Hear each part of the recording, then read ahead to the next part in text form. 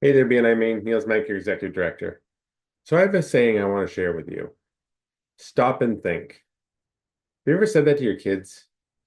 Okay, when I was a kid, there was much different words for that, but raising my kids, stop and think became a thing that teachers would say.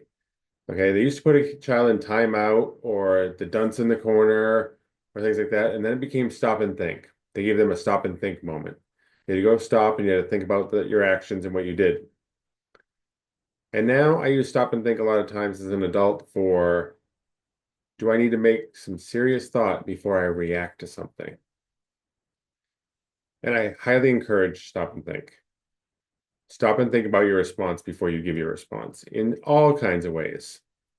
Now, I won't lie, this gets me in a lot of trouble sometimes because some people in my life want reactions faster than what I'm stopping and thinking. But are you going to say something you don't mean or it comes out wrong?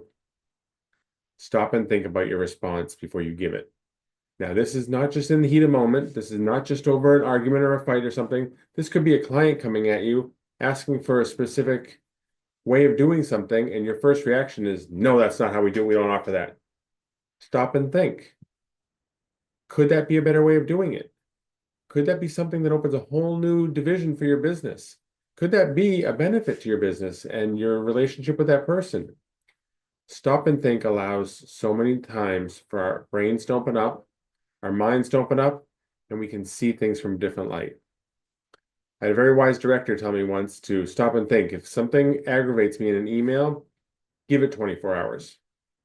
Now, I'm not a big fan of that because 24 hours I feel like is too long to get back to somebody in an email. But you do need to stop and think and not act in the heat of the moment because that's when you're most not thinking correct. Okay, that's when the blood is flowing. That's when you just want to lash out. That's when things go bad. Same thing happens when somebody asks you for something you don't currently do.